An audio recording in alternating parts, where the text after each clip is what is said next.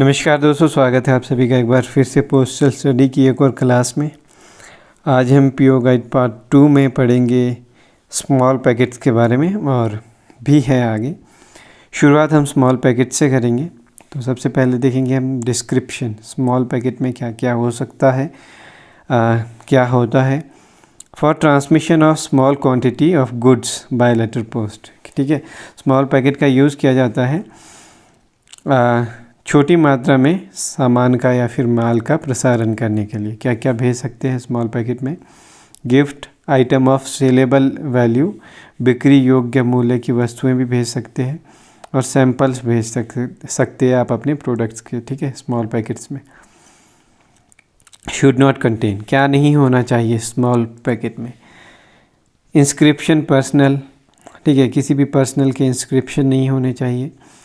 किसी भी third person के डॉक्यूमेंट्स नहीं होने चाहिए, और पोस्टेज टिकट्स नहीं होने चाहिए पैकेट के अंदर, ठीक है। ये नहीं होना चाहिए। और क्या क्या हो सकता है स्मॉल पैकेट में? Allowed outside on content on separate sheet, ठीक है। कंटेंट के बाहर या फिर सेपरेट शीट में हो सकता है। Address of sender and addressee with indication trademark, ठीक है। ट्रेडमार्क के साथ एड्रेसी का एड्रेस और सेंडर का एड्रेस हो सकता है। शॉर्ट नोट हो सकता है। मैन्युफैक्चरर के बारे में और सप्लायर या फिर सोर्स के बारे में इंफॉर्मेशन हो सकती है। सीरियल नंबर और रजिस्ट्रेशन नंबर हो सकता है। प्राइस लिखी हुई हो सकती है और वेट हो सकता है, ठीक है। तो ये, और वॉल्यूम लिखा हुआ हो सकता है कितना है उसमें, साइज़ हो सकता है, क्वांटिटी लिखी हुई हो सकती है स्मॉल पैकेट्स में।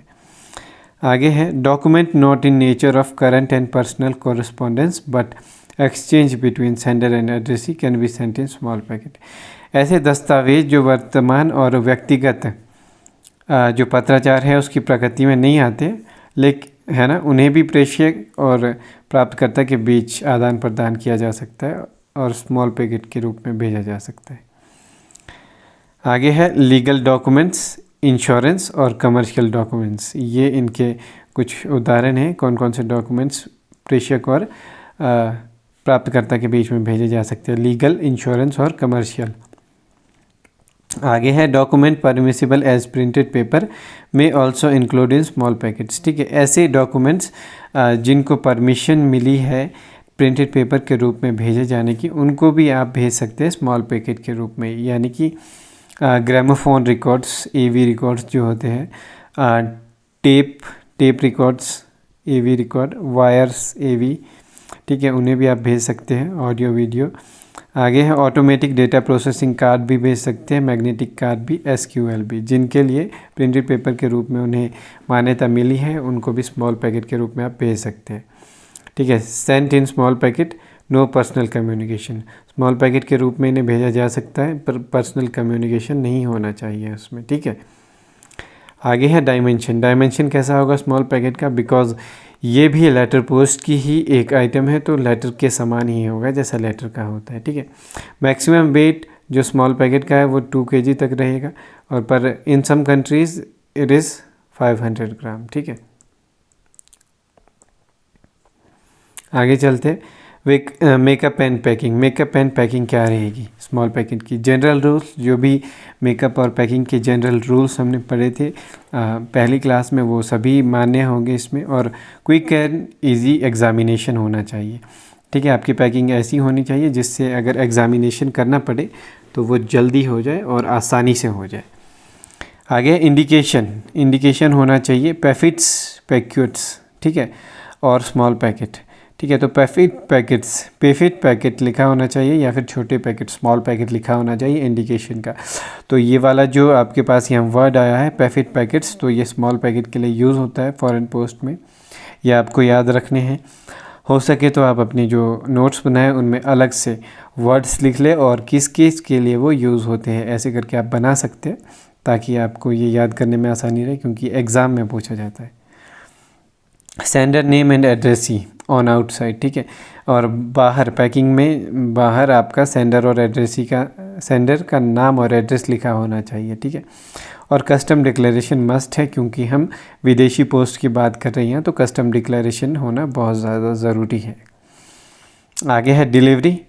डिलीवरी कैसे होगी स्मॉल पैकेट्स की? स्मॉल पैकेट अप टू 500 ग्राम, 500 ग्राम तक के जो स्मॉल पैकेट होते हैं उनकी डिलीवरी निःशुल्क होती है। मोर देन 500 ग्राम, अगर 500 ग्राम से अधिक है तो डिलीवरी फ़ीस पेबल करनी होती है एड्रेसी को।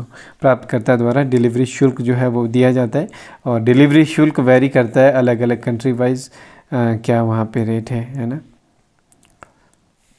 पेनल्टी, अगर पेनल्टी कोई भी, अगर आप कंडीशन ब्रीच करते हो, कोई भी कंडीशन को पूरा नहीं करते हो तो क्या आपको पेनल्टी लगेगी? रिटर्न टू सेंडर हो जाएगा, RTS हो जाएगा, ठीक है। आगे है postage unpaid and insufficiently paid small packets. ऐसे स्मॉल पैकेट जिनका आपने पोस्टेज या तो आधा दिया है या फिर थोड़ा दिया है। सबसे पहली बात है मस्ट बी प्रीपेड होने चाहिए ये। अनपेड एंड इनसफिशिएंटली पेड, अगर आपने अनपेड भेजा है या फिर इनसफिशिएंटली पेड भेजा है उसे फॉरवर्ड नहीं किया जाएगा। वेयर पॉसिबल RTS, जहाँ संभव होगा वहाँ रिटर्न कर दिया जाएगा सेंडर को। Delivered on recovery of charges, जब शुल्कों की वसूली हो जाएगी उसके बाद सुपुर्दगी कर दी जाएगी और इनलैंड पार्सल के रूप में इसे ट्रीट किया जाएगा, ठीक है। आगे है लिटरेचर फॉर ब्लाइंड, नेत्रहीनों के लिए ब्लाइंड, ठीक है। अभी हम स्मॉल पैकेट्स देख रहे थे, अब नेत्रहीनों के लिए साहित्य के बारे में, लिटरेचर ऑफ ब्लाइंड के बारे में देख लेते हैं। सबसे पहले इसका description, also called blind literature, इसे अंध साहित्य भी कहा जाता है। क्या क्या भेज सकते हैं आप? पेपर भेज सकते हैं आप, पीरियोडिकल भेज सकते हैं, बुक्स भेज सकते हैं और प्लेट्स भेज सकते हैं, ठीक है। तो यहाँ पे साथ में लिखा नहीं है पर ये सभी आप भेज सकते हैं, और ये जो सभी चीज़ें आप भेजेंगे वो ब्रेल में होनी चाहिए। ये क्वेश्चन आता है, ठीक है, ये ब्रेल में होनी चाहिए, ब्रेल लिपि में होनी चाहिए, तो ये आप लिख के रखें। पेपर, पीरियोडिकल, बुक्स और प्लेट्स जो भी आप भेजेंगे अंध साहित्य के रूप में वो ब्रेल में होनी चाहिए, ठीक है। तो ये इम्पॉर्टेंट, ठीक है, चीज़ है, वो आप नोट करके रखें। शुड नॉट कंटेन, क्या नहीं होना चाहिए इसमें? इंस्क्रिप्शन नहीं होने चाहिए, डॉक्यूमेंट और स्टैम्प्स नहीं होने चाहिए, जो हमने स्मॉल पैकेट में देखा था वो इसमें भी नहीं होने चाहिए, ठीक है। अब आप लोग यहाँ पे कुछ सोच रहे होंगे कि स्टैम्प्स क्यों नहीं होनी चाहिए। स्टैम्प आप आर्टिकल में बाहर लगा सकते हैं बट अंदर स्टैम्प्स नहीं भेज सकते हैं, ठीक है। एक कंटेंट के रूप में आप बाहर स्टैम्प लगाएंगे बट कंटेंट के रूप में नहीं भेजेंगे, टू बी क्लियर, ठीक है। आगे एक्सेप्ट, क्या क्या भेज सकते हैं? टाइटल हो सकता है उसमें, टेबल ऑफ कंटेंट हो सकता है और label for return of packet हो सकता है, ठीक है जी। आगे डायमेंशन, क्योंकि ये भी लेटर पोस्ट का ही एक हिस्सा है तो लेटर पोस्ट के बराबर ही इसका डायमेंशन रहेगा, सेम जो लेटर पोस्ट का है, जो हमने आगे पढ़ा था पहले। मैक्सिमम वेट जो है 7 kg तक रहेगा, इनलैंड और फॉरेन दोनों का 7 kg रहता है ब्लाइंड लिटरेचर में, ठीक है। आगे मेकअप एंड पैकिंग, मेकअप और पैकिंग कैसी करनी है? सबसे पहले तो इजी एग्जामिनेशन के लिए होना चाहिए अगर इसका एग्जामिनेशन होता है, और front end right hand corner, जो फ्रंट टॉप है राइट हैंड कॉर्नर का, वहाँ पे लिखा होना चाहिए ब्लाइंड लिटरेचर सुपरस्क्रिप्टेड, ठीक है। पोस्टेज, ब्लाइंड लिटरेचर के लिए पोस्टेज क्या क्या है सबसे पहले वो देख लेते हैं। एक्सेप्टेड फ्रॉम, छूट किस किस चीज़ से मिलती है ब्लाइंड लिटरेचर को? सबसे पहले है पोस्टेज फीस से मिलती है, रजिस्ट्रेशन फ़ीस से मिलती है और एक्नॉलेजमेंट फ़ीस से मिलती है, इंक्वायरी फ़ीस से मिलती है। इन सब से इसको छूट मिलती है ब्लाइंड लिटरेचर पैकेट को, इनके फ़ीस देने की आवश्यकता नहीं होती है। एयर सरचार्ज आपको देना होगा, एक्नॉलेजमेंट आपको देनी होगी अगर आप एयर सरचार्ज भेज रहे हो तो। पेबल फॉर प्रिंटेड पेपर्स, ठीक है, अगर आप एयर सरचार्ज बाय एयर भेजना चाहते हो तो बाय एयर जो सरचार्ज है वो आपको देने होंगे प्रिंटेड पेपर के रेट में, ठीक है। ये भी एग्ज़ाम में पूछा जा सकता है, पूछा जाता है ब्लाइंड लिटरेचर से, एक क्वेश्चन ज़रूर आता है हर बार, कभी दो भी आ जाते हैं। पेनल्टी क्या क्या होगी? अगर कोई भी कंडीशन ब्रीच होती है तो उसे फॉरवर्ड नहीं किया जाएगा आगे, सेंडर को रिटर्न कर दिया जाएगा, और डिलीवरी के समय charge on delivery with letter और पार्सल पोस्टेज, ठीक है। पार्सल या फिर लेटर के पोस्टेज के तहत डिलीवरी के समय इसमें चार्ज किया जाएगा, और सेंडर रिपोस्ट कर सकते हैं, ठीक है। सेंडर रिपोस्ट कर सकते हैं अगर सेंडर ने रिपोस्ट करना चाहते हैं, जैसे कि हमने पहले भी पढ़ा था पिछले क्लास में किसी आर्टिकल के लिए, तो रिपोस्ट कर सकते हैं वो, बस न्यू रैपर लगाना होगा उनको, ठीक है। सेक्शन 4 है condition relating to various special services in letter post, ठीक है। लेटर पोस्ट में अब जो अलग अलग स्पेशल सर्विसेज हैं उनको लेकर जो कंडीशंस है, वो सबसे पहली जो स्पेशल सर्विस है वो एयर मेल, ठीक है। जनरल देख लेते हैं एयर मेल क्या होती है। Air mail in international post, air mail जो है अंतर्राष्ट्रीय पोस्ट में होती है, जो कि एडिशनल एयर सरचार्ज और special combined air cum postage जिसमें कि आपका लगता है, या फिर एडिशनल सरचार्ज देंगे आप एयर मेल के, या फिर कंबाइन देंगे special combined air cum postage देंगे, ठीक है जी। आगे सरचार्ज, सरचार्ज किस प्रकार से होगा। लेटर एंड कार्ड्स, जब आप लेटर एंड कार्ड्स भेजते हो, postage, money order, trade charge, money order, advice delivery, ठीक है। अगर आप ऐसी कुछ भी चीज़ भेजते हो तो उसमें आपका जो LC लिखा होना चाहिए, ठीक है। लेटर एंड कार्ड्स, LC का मतलब है लेटर एंड कार्ड। ये एग्ज़ाम में भी पूछा जा सकता है कि LC का क्या मतलब होता है फॉरेन पोस्ट में, तो लेटर एंड कार्ड्स इसका मतलब होता है। AO लिखेंगे आप, जब AO लिखा जाता है तो अदर वस्तुएं उसमें आता है, और उसमें आप प्रिंटेड पेपर भेजते हो, अगर न्यूज़पेपर, स्मॉल पैकेट्स, ब्लाइंडेड टिशर, अगर आप एयर मेल सर्विस का उपयोग कर रहे हो, ठीक है। For fixing surcharge and combine charges countries are divided into, surcharge को संयुक्त रूप से तय करने के लिए कंट्रीज़ को विभाजित किया गया 4 जोन में। तो ये 4 जोन्स हैं, ठीक है। आप PDF आपको मिल जाएगा, आप देख लीजिएगा। हम आगे बढ़ते एरोग्राम पे। Clause number 58, only for transmission by air, ठीक है। केवल एयर द्वारा ट्रांसमिशन के लिए होता है एरोग्राम। अगर आप सरफेस मेल से भेजते हैं तो एरोग्राम को आप नहीं भेज सकते। When transmitted by surface treated as letter, और जब ये सरफेस से जाता है तो उसे लेटर माना जाता है, तो एरोग्राम नहीं माना जाएगा, ठीक है। एरोग्राम में क्या क्या होता है, एरोग्राम होता क्या है। एरोग्राम शीट ऑफ पेपर होती है जो फोल्डेड होती है और गम्ड होती है, ठीक है। एक शीट होता है, मान लीजिए एक शीट है पेपर का, ये फोल्डेड होगा और गम्ड होगा। इसको फोल्ड किया जाएगा और गम्ड किया जाएगा और लेटर के रूप में इसे बनाया जाएगा, ठीक है, और भेज दिया जाएगा। मैक्सिमम साइज़ ऑफ एरोग्राम, जो मैक्सिमम साइज़ है एरोग्राम का वो सेम एज लेटर होता है, मैक्सिमम 90 × 140 मिलीमीटर। और जो मैक्सिमम वेट है एरोग्राम का वो 3 ग्राम होता है। एरोग्राम का वेट जो है 3 ग्राम होता है मैक्सिमम। फ्रंट ऑफ एरोग्राम, एरोग्राम के फ्रंट में क्या होगा, एड्रेस लिखा होगा, पोस्टेज होगी और सर्विस नोट या फिर लेबल लगा हो सकता है। इंडिकेशन लगना ज़रूरी है एरोग्राम में, एरोग्राम का, ठीक है, संकेत होना ज़रूरी है कि ये एरोग्राम है।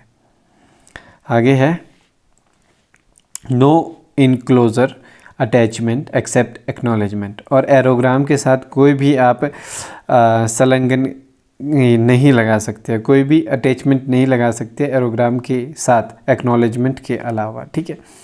Aerogramme subject to combine postage cum air charge, aerogramme जो है वो सब्जेक्ट है, एरोग्राम को आप combine postage cum air charges के तहत भी आप उसे भेज सकते हैं।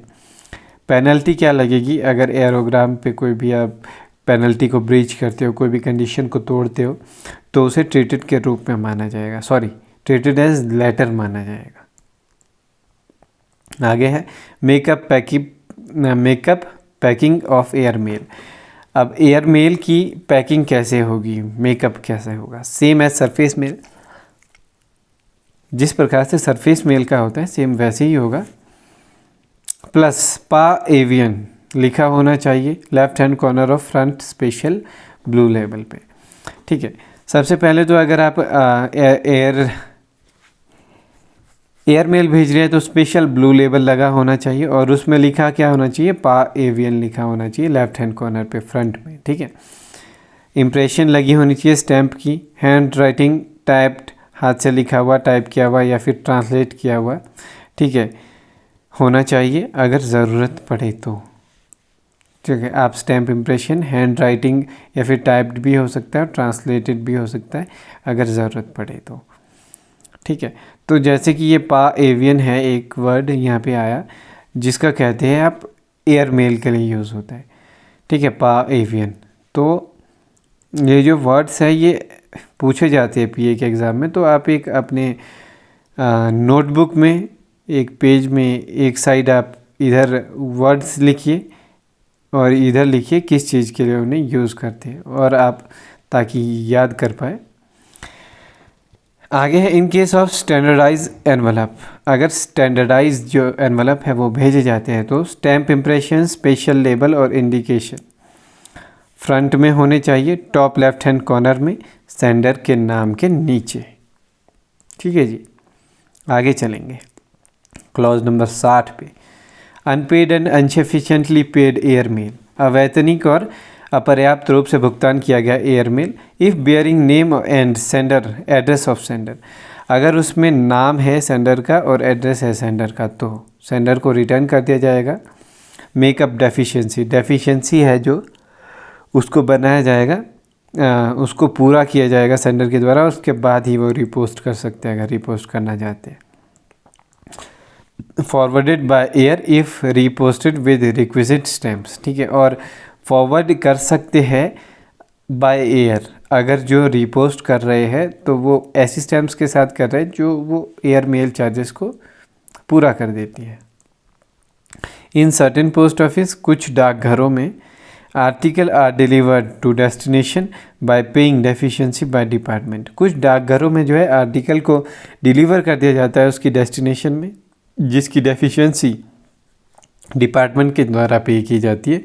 Issue a notice to sender to pay, और उसका जो एक नोटिस है वो पे करने के लिए सेंडर को भेज दिया जाता है कि आप उसे पे कर दीजिए। आगे no name and address of sender. अगर ऐसे आर्टिकल है जिसमें नाम और पता ही नहीं है सेंडर का तो in case of letter, card and aerogramme. अगर लेटर है, कार्ड है और एरोग्राम्स भेज रहे हैं तो इफ़ पोस्टेज पेड, अगर जो आपने पोस्टेज पहले पे किया है उनमें वो 75% पेड है सरफेस आइटम्स के लिए, यानी कि सरफेस ट्रांसमिशन के लिए 75% पेड है और 50% जो है सरचार्ज पेड है पोस्ट कार्ड या फिर एरोग्राम का। ठीक है, तो आप उन्हें article will be forwarded by air, तो आर्टिकल को जो है बाय एयर भेजा जा सकता है, डेफिशिएंसी के साथ टैक्स किया जाएगा उसे। ठीक है, if less than 75% of surcharge, 50% of surcharge, article will be dispatched, lake को भेजा जाएगा बाय सरफेस। ठीक है, अगर आपका 75% सरचार्ज दिया गया है सरफेस के लिए और 50% दिया गया है एरोग्राम के लिए और पोस्ट कार्ड के लिए तो भेजा जा सकता है बाय एयर। अगर 75% से कम है सरफेस के लिए और 50% से कम है सरचार्ज दिया हुआ टोटल या फिर 50% है तो भेजा जाएगा लेक को सरफेस से, सतह से, हवा से नहीं भेजा जाएगा। इफ़ अमाउंट इज़ लेस, अगर राशि फिर भी कम है, then charge of suffer item, surface item. ठीक है, अगर राशि सरफेस आइटम से भी कम है तो एरोग्राम को माना जाएगा लेटर के रूप में। इन केस ऑफ अदर्स, और दूसरे आर्टिकल्स के मामले में amount prepaid is equal to 75% of surcharge. ठीक है, अगर अमाउंट जो है 75% सरचार्ज पे किया गया है, लेस देन 75% है तो सरफेस से भेजा जाएगा, लेस देन सरफेस चार्ज है तो भेजा ही नहीं जाएगा। ठीक है, 75 अगर अमाउंट पेड है तो फिर तो एयर से भेज सकते हैं, 75 से कम है तो सरफेस से भेज सकते हैं। अगर इतना कम है कि सरफेस चार्ज से भी कम है तो उसे भेजा ही नहीं जाएगा। ठीक है, आगे है चार्जेस कैलकुलेटेड एज आर्टिकल 28, और चार्जेस किस प्रकार से कैलकुलेट करेंगे जो कि क्लॉज नंबर 28 में हमने पढ़ा है उस हिसाब से। और क्लॉज नंबर 28 क्या है, आप एक बार रिवाइंड करके पीछे जा सकते हैं, क्लास 2 में है शायद से, आप वहाँ पे देख सकते हैं क्लॉज नंबर 28 क्या है। बाकी हम ये लाइव क्लासेस में भी क्लियर करेंगे। बाकी उम्मीद करता हूँ मैं आप सभी अपने नोट्स साथ साथ बना रहे हैं क्योंकि बहुत ज़रूरी है, और अपनी ये जो वर्डिंग्स है पा एवियन हो गया आपके, और वो स्मॉल पैकेट्स के लिए एक वर्ड यूज़ होता है, ऐसे वर्ड्स को आप लिख लें। ठीक है, और याद करने के लिए इजी रहेगा। बाकी मिलते हैं हम आपसे अगली क्लास में, तब तक के लिए अपना ध्यान रखें और thanks for watching this class.